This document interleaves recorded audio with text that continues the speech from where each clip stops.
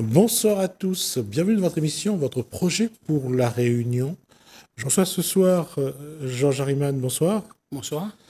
La question, Georges Harriman, c'est ce tract que vous distribuez actuellement, vous essayez d'alerter ou de mobiliser ou les deux. Sensibiliser les Sensibiliser. gens aux problèmes actuels.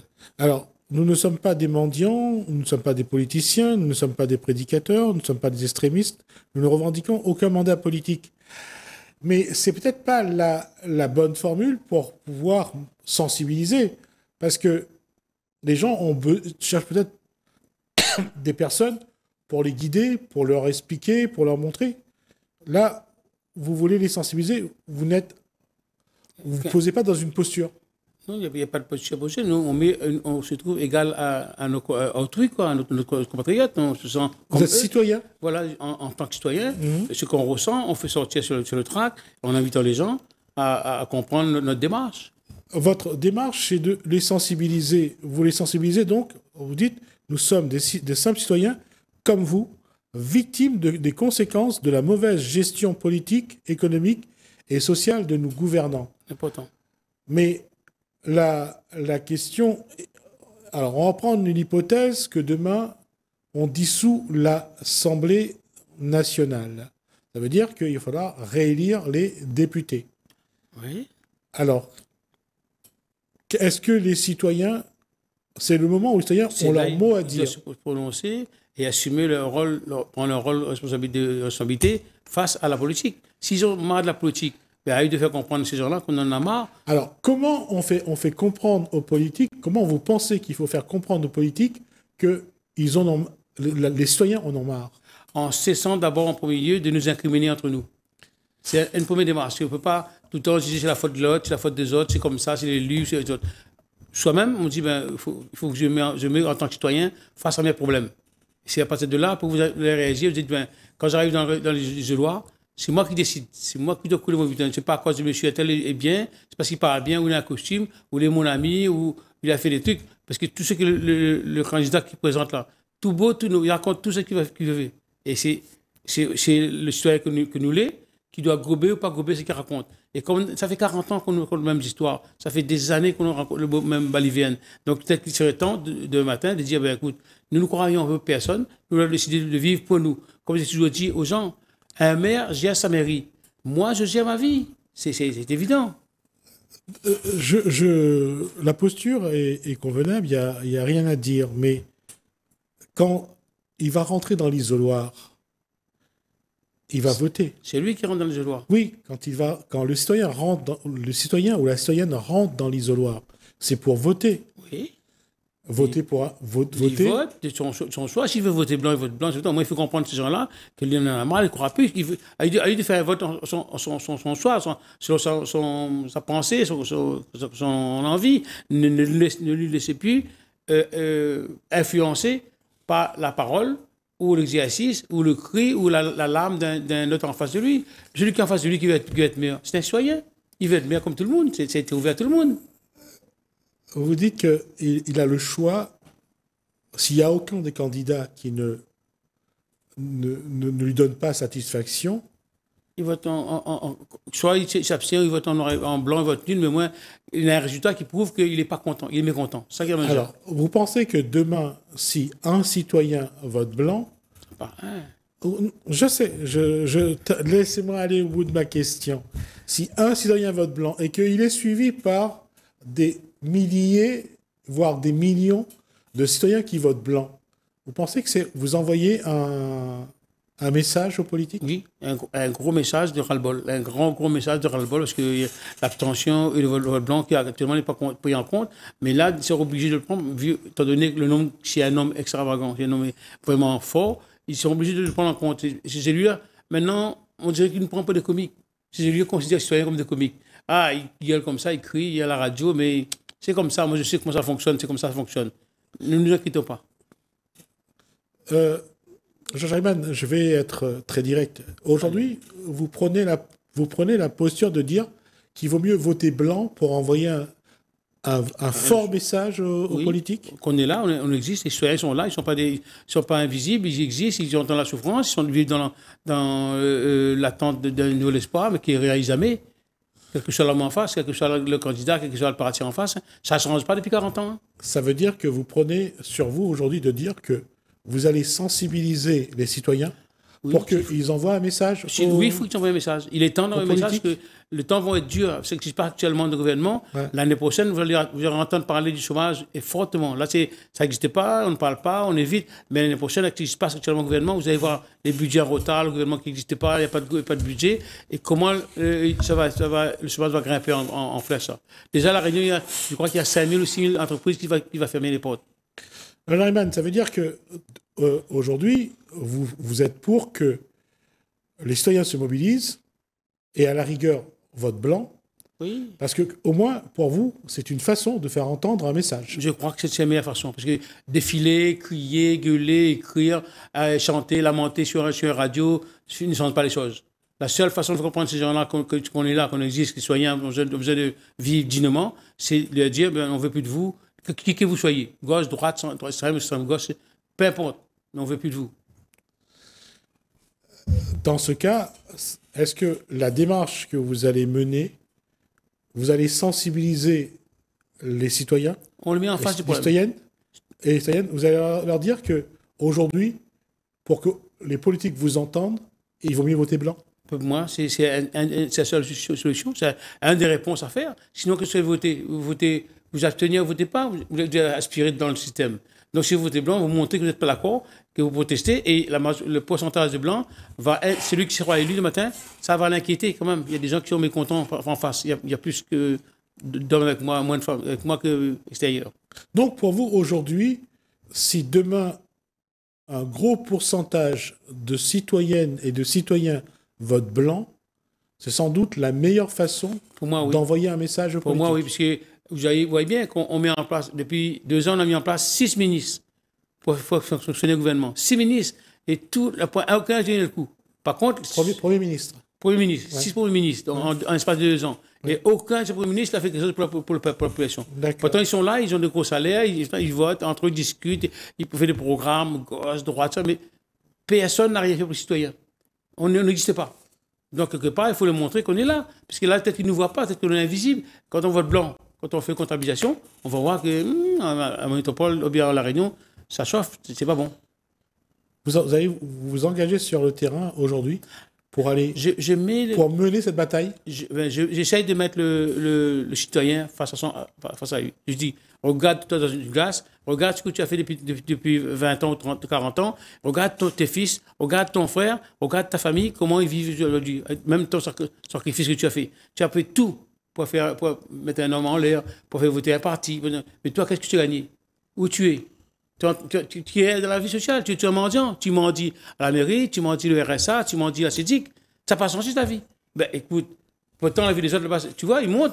Un, il est adjoint, il est conseiller, il est maire, il est député, il devient président conseil général. Il monte à cause de toi. C'est toi qui le fait monter. Donc si tu comprends ça mieux maintenant, ben, à toi de réaliser. Tu as un pouvoir, un gros pouvoir. Ben, tu ne sais pas utiliser, c'est tout.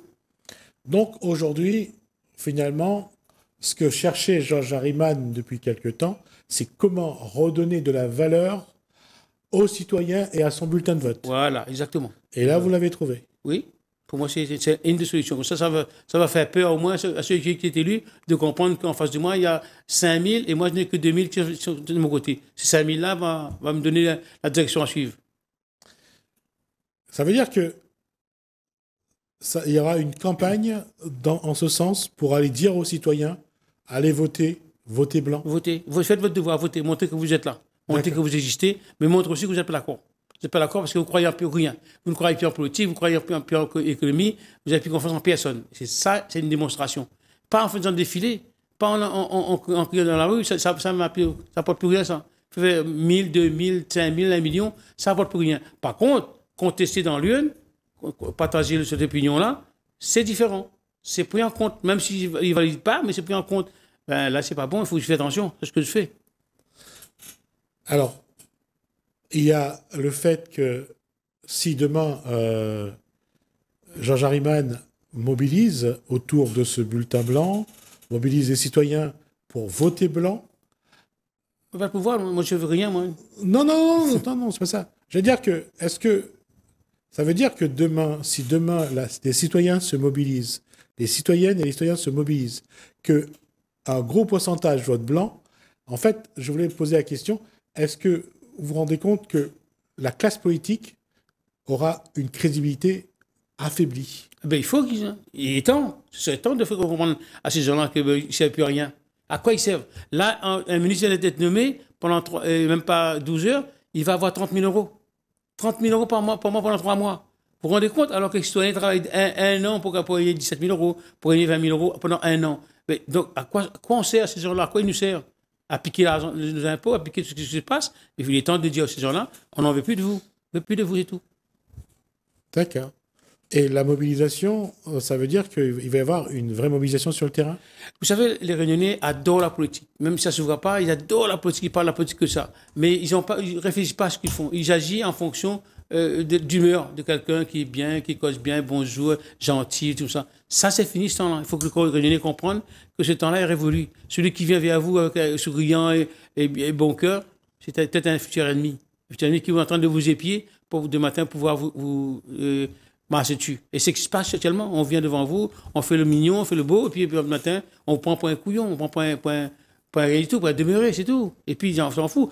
Laisse qu'il parle, là, il dit qu'il parle dans le vide, de toute façon, personne n'intéresse à lui. Mais si on arrive à créer vraiment, comme tu dis, un pourcentage de personnes qui comprennent le message mieux que tout le monde, on arrive à... Qu'est-ce qu'on fait à La Réunion? On passe notre temps à s'incriminer. On crimine le patron, on crimine le chômeur, on incrimine les RSA, on incrimine... Tout le monde s'incrimine entre eux, et ça avance à rien, et ça amuse la galerie. Et là-dessus, le pouvoir politique profite, et même le pouvoir économique. Puisque qu'est-ce qui se passe? Le pouvoir économique, il profite de la pauvreté, de la misère de ces pauvres-là pour s'enrichir, pour augmenter son profit. À travers notre action, nous voulons interpeller la conscience de nos compatriotes sur la nécessité de réagir, de sortir du coma de résilience dans lequel nous sommes enfermés depuis, afin de fuir et ignorer la réalité du processus de dislocation de la société. Là, je veux dire, aujourd'hui, il n'y a plus rien pour Georges Hariman. Tout est foutu, là. Oui. D'accord. Le système est à bout de souffle. Il faut le changer. La société est en dislocation. Vous voyez bien que commencer par le plus haut, le gouvernement, les élus, la base, tout éclate. Alors, finalement, le système n'est plus, je dirais, performant. Autant tout exploser. Oui, voilà. D'accord. Et qu'est-ce qui est le plus important? C'est de redonner aux citoyens son pouvoir sur la société. C'est ça qui est important. Que la valeur humaine, la reconnaissance humaine soit reconnue, soit prendre en conscience qu'un humain, aujourd'hui, il n'est pas considéré. Il est plus considéré comme quelqu'un. Il est un objet. On fait ce qu'on veut avec. On ballotte, on fait ce qu'il dit. D'ailleurs, j'ai entendu la radio, j'entends que, par exemple, dans des organismes d'État qui sont chargés d'accompagner les gens qui sont les âgés qui sont dans le besoin, à avancer avec l'État, qu'est-ce qu'ils font? Ils ridiculisent, ils humilient ces gens-là. Ils emmènent des gens de 60 ans, 65 ans à faire du sport, alors qu'ils n'ont jamais fait du sport de leur vie. Pour eux, c'est une manière d'intégrer la personne. Mais c'est vraiment les gens. Georges Hariman, la démarche, elle est là. Si elle aboutit, ça veut dire que les politiques... Ça ne va rien. Non, vont être vraiment décrédibilisés. Ils vont plus représenter dans la démocratie, ils représentent le peuple. Oui, mais... Si le peuple ne veut plus d'eux, ça veut dire qu'il n'y aura plus de représentants du peuple. Mais il faudra quand même quelqu'un qui gouverne. Je veux dire, demain, qu'on nettoie, qu'on enlève tous les politiques qui, pour vous, ne sont pas à la hauteur, c'est une chose. Mais qui va prendre la place? Il y a des gens qui ont le bagage, il y a toute une société qui est capable de prendre sur les élu. Pourquoi il faut à tout prix un statut élu avec à moi 30 000 euros pour prendre en charge de gérer un pays? Il y a des gens, dans des endroits, il n'y a pas d'élus, ils fonctionnent avec des gens techniques. Oui, mais nous sommes dans une démocratie. Nous avons, la France a ses institutions. Vous croyez que dans une démocratie, on est encore dans le temps de roi? Regardez le petit roi qui est en France. Vous croyez qu'on est une démocratie là, actuellement? Non, il ne faut pas croire ça. Donc, nous, on rêve, on voit qu'on a une démocratie. Mais actuellement, en France et dans le pays royaliste, il y a un petit roi qui règne, qui impose. Euh, on peut dire ça aussi, je ne vais pas contredire ça.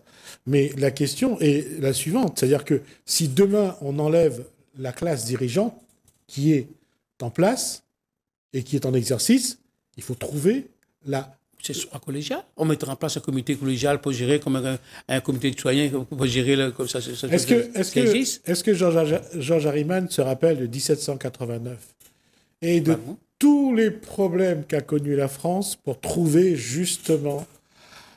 il y a eu la constituante. Il a fallu trouver une assemblée pour représenter. On voulait plus de la royauté, on a mis en place les citoyens. Et est-ce que, justement, c'est-à-dire que les citoyens ne veulent plus de la classe politique dirigeante aujourd'hui, c'est une chose.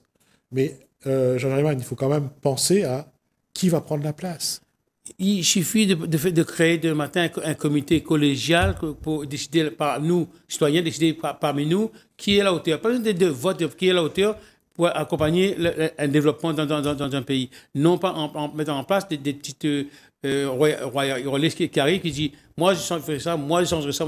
Non, là, c'est collégial, tout le monde le fait ensemble. S'il y a un projet à faire, on décide en commun. Ça se passe dans un pays africain.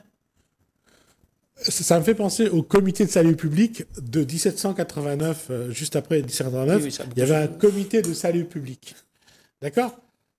On voit la difficulté de trouver des représentants du peuple. La démocratie, c'est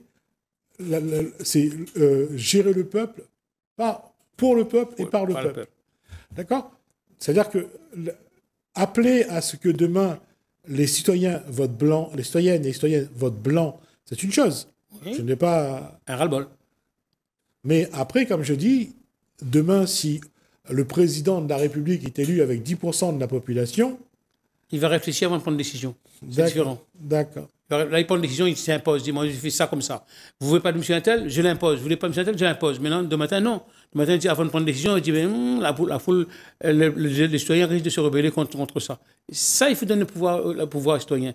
Et c'est comme ça, on a tout fait, même la Réunion, on a tout fait pour étouffer les citoyens, pour l'étrangler, pour l'asphyxier. Ouais. On a supprimé, disons, la REP, l'éducation populaire, on a tout ça supprimé. On a muselé les associations, les contestataires. On a tout fait pour pas donner des sous pour l'accompagner proximité, puis ils ont éliminé, pour pouvoir justement maintenir le système et avoir le gouvernail en main et faire ce qu'ils veulent. On fait ce qu'on veut la Réunion. On fait demain matin, toi, ben, tu vas faire ça. Même le travail qui était inventif, qui était attirant, tout le monde doit être joyeux, il est devenu une injonction. Maintenant, une injonction de travailler. Vous vous rendez compte où on est là? Alors qu'on doit bien vivre, être heureux quand on travaille. Là, non, on travaille dans la douleur, on travaille dans l'angoisse. On ne sait pas si on va être grondé ou un blâme ou fiché. Il y a toujours un truc qui tombe sur le dos, vous avez peur. On travaille dans l'anxiété. C'est pas normal. Alors, dans ce cas, je ne sais pas, je suivrai la démarche de Georges Harriman, je verrai un petit peu au fil des semaines comment il met en place sa stratégie, mais ça veut dire qu'aujourd'hui, malgré tout, il va falloir être plusieurs, il faudra préparer une stratégie, il faudra aller voir, il faudra communiquer. Tout ça ça, c'est commencé. On a commencé à donner à distribuer trac sur la zone sud, mais on ira ailleurs. Mais on ne dit pas aux gens qu'il faut voter blanc. Hein. On appelle les gens à avoir sa vie en réalité devant soi. À prendre connaissance trac. Après, s'il veut, il ne demande pas de voter. Mais on est en période électorale et tout ce qui va être dit là, c'est emmiler les gens, va endormir les gens. Encore une fois, chloroformer. Donc nous, on dit non, il faut que certains gens qui sont intelligents aujourd'hui peuvent comprendre à leur façon. Vous dites à la fin de votre tract, il ne faut pas, ne gaspillez plus vos énergies à critiquer, juger, accuser, contester, discriminer. Il nous faut ensemble stopper le processus de division. C'est ça. La division est en permanence. Attention, le Harriman est dangereux. Attention, un tel dangereux. L'élu, c'est un voleur. Le patron, c'est un baiser. Il faut arrêter. Il faut changer un peu de vision. Ou un peu différemment. Même le patron ne vient pas vers nous, montre-lui qu'on peut faire aussi bien que lui. Ceux qui dirigent l'entreprise, on peut faire aussi entreprise entre nous, créer des trucs. Moi, il faut qu'on devienne offensive. Non pas dans le reste de la léthargie, la parésie actuelle. Il faut que tu te réveilles. D'accord. Alors, ce que je propose, on est arrivé à la fin des 20 minutes de discussion. C'est dommage. Georges Harriman. Non, on y reviendra. Et je vous inviterai pour suivre cette démarche que vous avez commencée de mobiliser les citoyennes et citoyens pour voter blanc aux élections à venir. On va voir avec vous si cette démarche, déjà sur le terrain, ce que ça donne. Est-ce que les gens sont intéressés? Est-ce qu'ils vous suivent? Et puis, à la rigueur, si demain ça arrive, quelles vont être les conséquences de... Attention, je dis bien, c'est mon avis. Maintenant, j'invite les gens à pas suivre Harriman et puis de prendre des décisions, vote privé, mais on ne dit pas voter blanc tout de suite, on ne donne pas continuer de vote. On l'appelle à réfléchir. On dit notre compatriote doit réfléchir à ce qu'il fait maintenant. Et c'est le moment idéal de le faire. D'accord. Merci Georges Harriman. Merci à vous de nous avoir suivis. Merci François, merci Hélène. Je vous dis à bientôt.